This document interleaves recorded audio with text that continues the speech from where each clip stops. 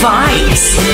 At para po sa ating good news, good vibes, inspirasyon para sa mga guro at kapwa estudyante ang kabataan sa Liliw, Laguna. Sa kabila po kasi ng pagkakaroon ng kapansanan, matyagang nagpatuloy si Patrick Arevalo sa pag-aaral. Tunghayan po ang kwentong yan sa report ni Kevin Tomatmat. Kevin! Sa kabila ng kapansanan ng isang kabataan sa Liliw, Laguna ay nagpapatuloy itong sumabay sa pag-aaral bilang estudyante ng Alternative Learning System.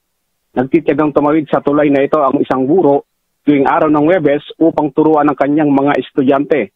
Nagsimula sila sa 11 mga out-of-school youth sa kanyang tinuturuan, subalit sa ngayon imabot na lamang sila ng 5 kabilang doon ng isang person with individual need. Siya si Patrick Arevalo, 23 anyos, presidente ng Barangay Bayate, Liliw, Laguna, masayahin at matalinong bata.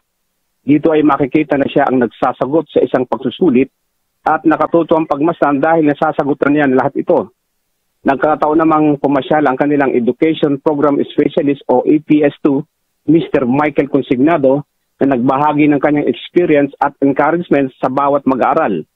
Ayon kay Ma'am April Trillas, ALS teacher, isinama nila si Patrick bilang estudyante dahil bahagi sila ng literacy mapping na may potential learner ngayong school year at tinuturuan nila ngayong itong magbasa at bumilang. Kaya kumbaga po, yung aking experience, ibinabahagi ko po doon sa mga learner upang sa gayon yung pangarap po nila ay matupad nila. Si Patrick po kasi ay isa po sa ating na-map po. Ang ALS po ay nagkakandak po ng literacy mapping at isa po siya sa ating na-map na potential learners para po sa ating ngayong school year. Siya po ay nasa daycare po lamang kanyang narating. Kaya po siya ay nasa basic literacy level. So sa ngayon po, tinuturuan po namin si Patrick magbasa at bumilang. Mula Laguna, Kevin Pamatmat, News Light.